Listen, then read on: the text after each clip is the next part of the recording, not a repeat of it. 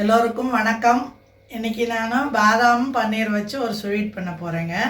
வாங்க அதுக்கு என்னென்ன போடுறது எப்படி பண்ணுறதுன்னு காட்டுறேன். ஹோம்மேட் பன்னீர் 1/2 லிட்டர் பாலில் பன்னீர் பண்ணி எடுத்து வச்சுருக்குறேங்க.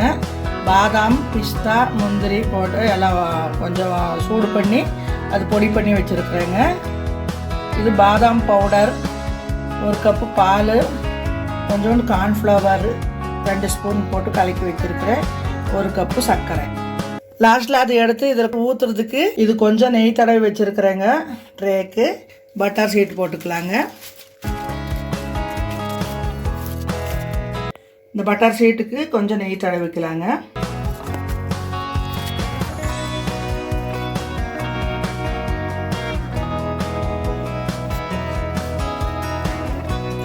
பால் காயிட்டுங்க. சர்க்கரை போட்டுக்கலாங்க.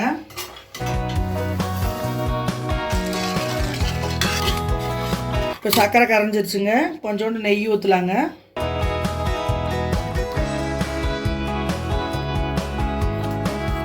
ஒரு 2 ஸ்பூன் நெய் ஊற்றிருக்கிறேங்க.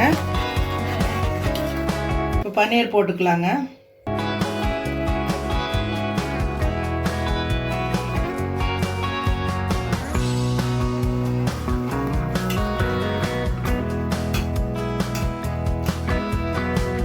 இப்போ பாதாம் பவுடர் போட்டுக்கலாங்க. பாதாம் பால் பவுடர்.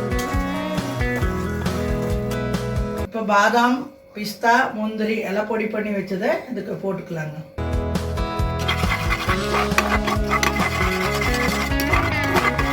இப்போ ரோஸ் எசன்ஸ் ஊற்றிக்கலாங்க.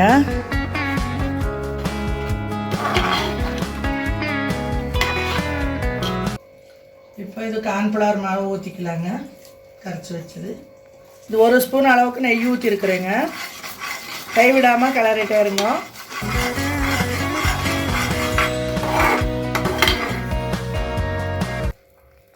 ரெடி ஆயிடுச்சுங்க. நான் எடுத்து கொட்டிக்கலாம். ஸ்டவ் ஆஃப் பண்ணிவிட்டு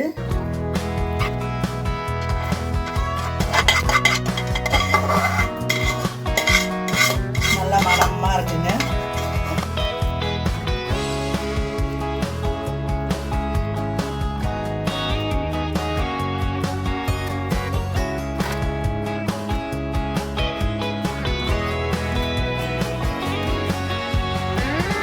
பாதாம் பிஸ்தா முந்திரி பன்னீர் ஹோம்மேட் ஸ்வீட் ரெடிங்க. ஒரு 1/2 ஹவர் இருக்கட்டுங்க. ட்ரை ஆன அப்புறம் கட் பண்ணிக்கலாம்.